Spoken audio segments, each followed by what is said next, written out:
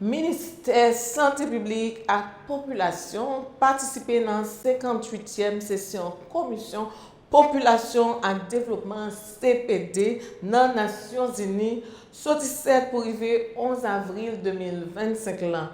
Docteur Marc-Henri Pierre François, qui était représenté Haïti dans le compte ça, plaider en faveur de la paix et développement de la santé pour tout le monde. Haïti fait face à une crise multidimensionnelle sans précédent dans son histoire, mais a pu déployer des efforts considérables pour honorer ses engagements internationaux. La baisse du taux de mortalité maternelle est passée de 523 décès pour 100 000 naissances vivantes en 2000 à 359 en 2017.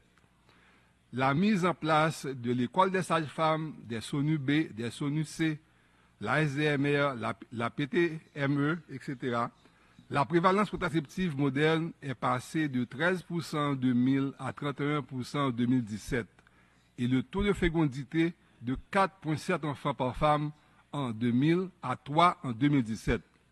La baisse significative de la prévalence du VIH.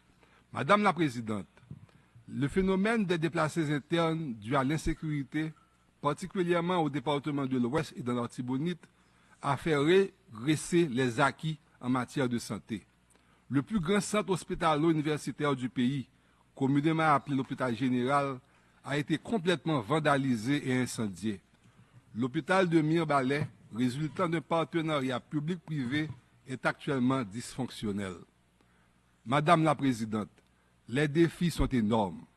La persistance des inégalités socio-économiques et l'instabilité politique récurrente, l'absence de politique publique efficace pour tirer profit du dividende démographique, les effets du changement climatique et les catastrophes naturelles.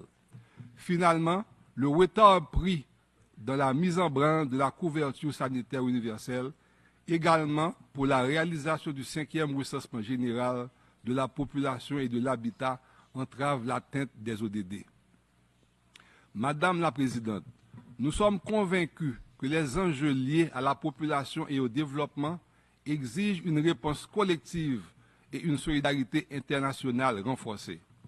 En ce sens, les autorités du ministère de la Santé publique ont organisé le mois dernier le Forum des partenaires pour la présentation du cadre d'action prioritaire et ont également décrété la période du 7 au 13 avril 2025, la Semaine nationale de la santé.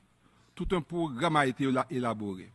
Environ 500 prestataires vont intégrer le système sanitaire, particulièrement des infirmiers et des infirmières sages-femmes. En conclusion, nous remercions tous nos partenaires techniques et financiers qui continuent à nous apporter, qui continuent à nous supporter. Nous renouvelons, au nom de l'État haïtien, notre engagement à multiplier nos efforts afin de permettre à tous de vivre en bonne santé et promouvoir leur bien-être en ne laissant personne de côté. Haïti ne restera pas à genoux.